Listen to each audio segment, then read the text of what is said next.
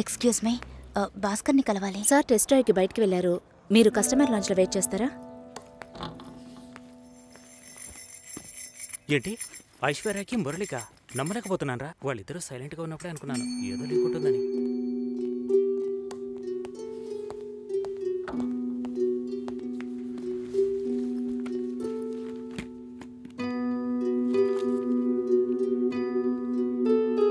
Sir you can come. Okay.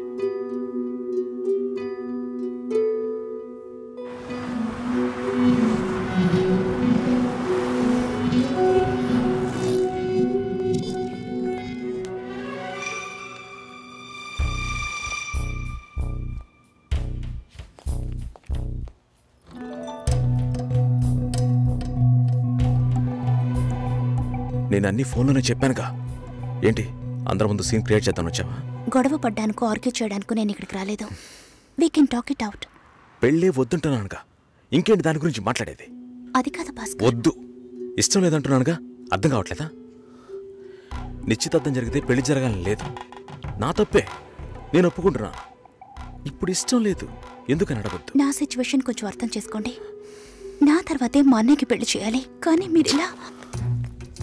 దానికి నేనే దొరికానా? Engagement అయిన తర్వాత ఇలా చెప్తే ఎలా? ఒక్కొక్కడు పెళ్లి చేసుకున్నాకే వద్దంటున్నాడు. అయితే నన్ను పెళ్లి చేసుకొని వద్దని చెప్పండి. మరీ అంత తొందరగా ఉంటే దానికి వేరే ఎవరైనా వెతుక్కో. బెంగళూరు వెళ్తున్నాం, ఫ్లైట్ లో వెళ్తున్నాం, లాట్స్ ఆఫ్ గర్ల్స్, సూపర్ మచా. ఏంటి? నేను బెంగళూరుకి రావట్లేదు. చెప్పే. ఇంతసేపు నీతో నేనేం చెప్పాను? ఏం చెప్పావు? ఇద్దరం బెంగళూరుకు వెళ్దామన్నాను, సరే అన్నావు. క్యాబ్ బుక్ చేస్తానన్నాను, సరే అన్నావు. ఇప్పుడు రానంటున్నావు. అలా చెప్పానా? ఏం తీసుకుంటా? అది ఏమి ఇచ్చినా సరే. నువ్వు ఒక పెద్ద మనిషివి. బాగున్నారా? నమస్కారం. కూర్చోండి. మ్యారేజ్ డేట్ దగ్గర పడుతోంది, లేట్ చేస్తే మంటపం దొరకదు. ఇప్పుడు బుక్ చేస్తేనే ఇన్విటేషన్ ప్రింట్ చేయడానికి కరెక్ట్గా ఉంటుంది. మీరు ఎవరైనా వస్తే. మేము రావాల్సిన పని లేదు, మీరే చూసి ఏం చేసినా ఓకే. సరేనమ్మా, మేము వస్తాం. భాస్కర్ లేరా? బయటికెళ్ళాడు. వస్తే చెప్పండమ్మా, ఫోన్లో కూడా కాంటాక్ట్ అవ్వడం లేదు. చెప్తానులేండి. వస్తామండి.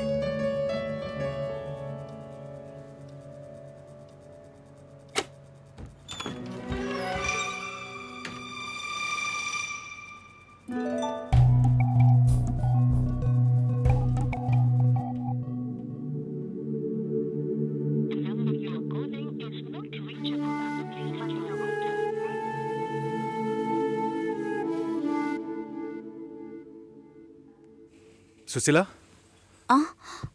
భాస్కర్తో మాట్లాడతావా? మండపం చూసాం, ఫోన్ చేస్తే తీయట్లేదు, కొంచెం మాట్లాడమంటావా? 3rd July wedding. సునీల్ వచ్చి. బాబు తప్పకుండా రండి.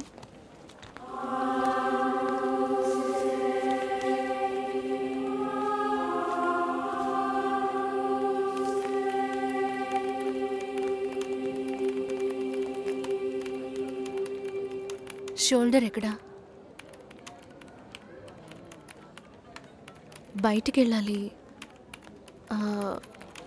కార్ అడిగాను.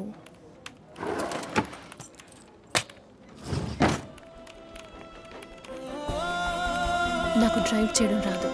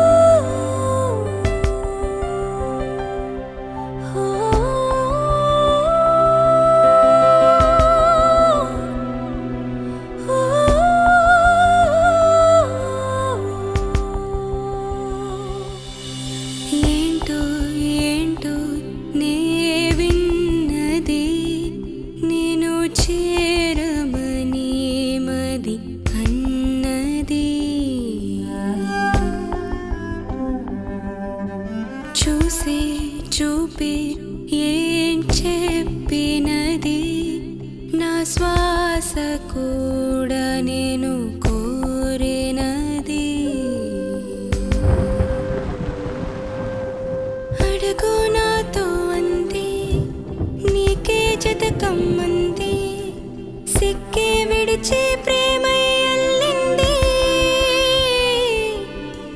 మైకం కమ్మేసింది కన్నీరై జారింది నీ కౌగిల్లో నా కరిగి పొమ్మంది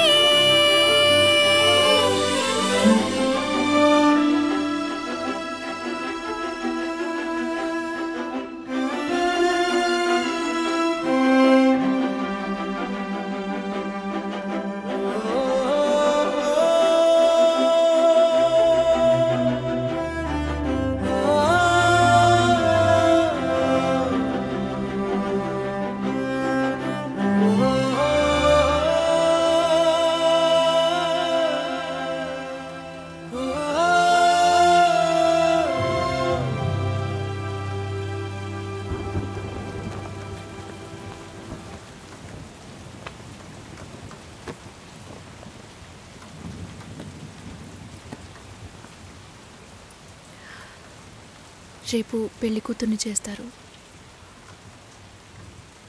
నేను వెళ్ళాలి.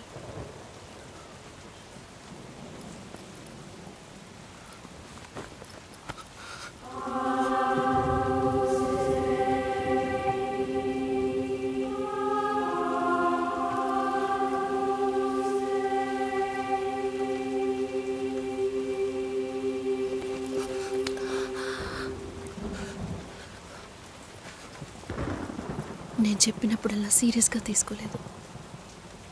ఇప్పుడు ఎందుకు అలా చేస్తున్నా? బాధపడేవాడు చెప్పినా మీకు అర్థం కాదు, చెప్పకపోయినా మీకు అర్థం కాదు.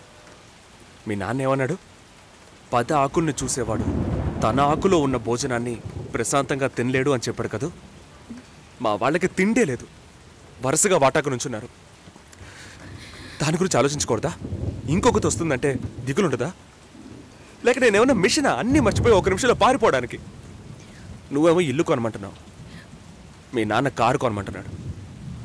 పెళ్ళికి మనం ఇద్దరం మాత్రం ఉంటే సరిపోదు కదా. నాకు మా నాన్నంటే ఇష్టం లేదు, అమ్మ తమ్ముడు ఎవరూ ఇష్టం లేదు. కానీ వాళ్ళకి నేనంటే ఇష్టం. ఏం చేయను?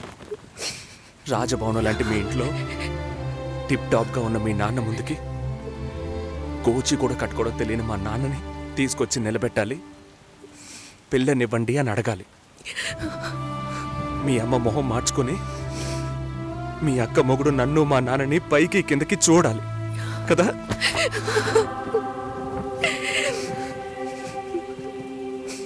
ఈ ఆలోచనలు ఎవరికైనా ఉంటాయి. ఒకవేళ మా నాన్న ఏమైనా అంటే ఏం చేయాలని ఆలోచించకూడదా? నేనే బిచ్చగాడిని కాదే, కానీ మీరు అలా అనుకుంటారేమో అని భయంగా ఉంది. లోపల ఏదో ఒక భయం రక్తంలా ప్రవహిస్తోంది. మీ నాన్న మంచోడు మంచోడు అన్నావే, మేం కిందున్నాం, మీరు పైన ఉన్నారు. మా ఆ అబ్బాయిని ఫ్యామిలీని తీసుకుని రమ్మను, మాట్లాడదామన్నారా?